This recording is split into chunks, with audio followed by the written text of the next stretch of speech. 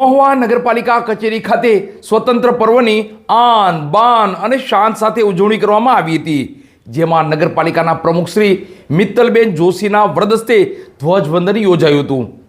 આ ઉજવણી અંતર્ગત મહુવા વિસ્તારના ધારાસભ્ય શિવાભાઈ ગોહિલ, મહુવા નગરના તમામ નગરસેવકો અને મહુવા નગરના તમામ લોકો મોટી સંખ્યામાં ઉપસ્થિત રહ્યા હતા।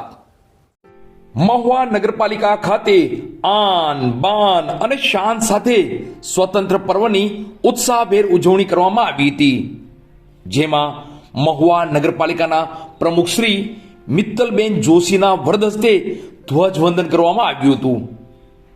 સમગ્ર ભારત દેશમાં આજે સ્વતંત્ર પર્વની ઉજવણી ઉત્સાહભેર અને શાન સાથે કરવામાં આવી હતી, ત્યારે મહુવા શહેરમાં પણ શાળાઓ, કોલેજો, વિવિધ સંસ્થા ખાતે પણ સ્વતંત્ર પર્વની ઉજવણી કરવામાં આવી હતી।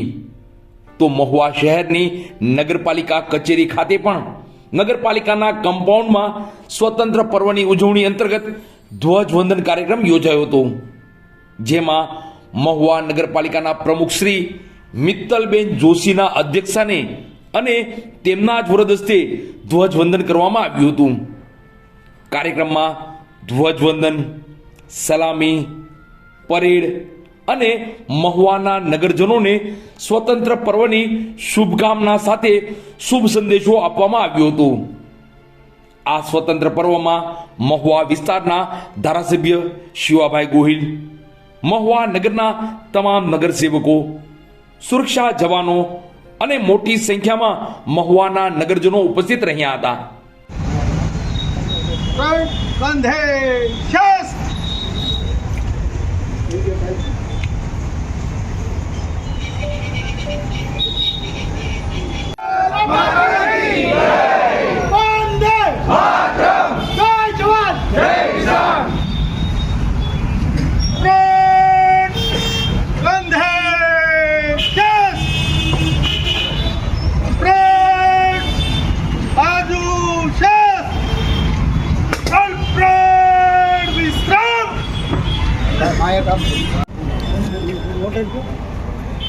कंधे शस्त्र से राष्ट्र ध्वज को सलामी देंगे। सलामी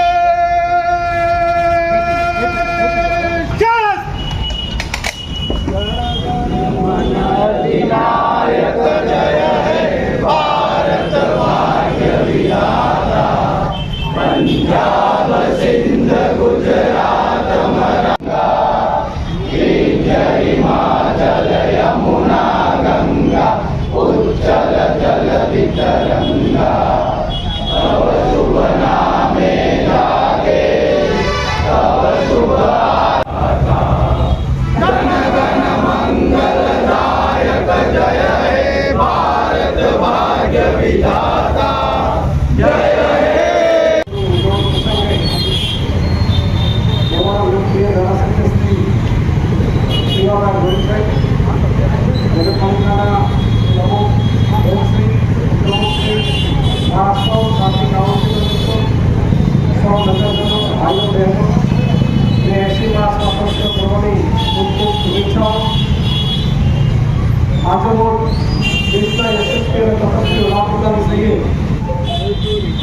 સ્ત્રી સશક્તિકરણની વાત કરી છે। આપણે પણ આજે મહુવામાં જોઈએ છીએ કે નગરપાલિકાના પ્રમુખ હોય, તાલુકા પંચાયતના પ્રમુખ હોય, કલેક્ટર, ડેપ્યુટી સીએમ, ડેમશ્રી અને યુનિવર્સિટી નિર્માતા સહિતના મહુવાનો સુકાન એ ચારે જવાનો ચલાવી રહ્યા છે। ભારતીય જનતા પાર્ટી સ્ત્રી સશક્તિકરણમાં માને છે। દેશમાં સ્ત્રીઓ પણ પુરુષની સાથે સમવડી બને, સમાન વિકાસની તકો મળે, તે માટે પીએમશ્રીના આહ્વાનને આપણે સૌ સ્વીકારીએ।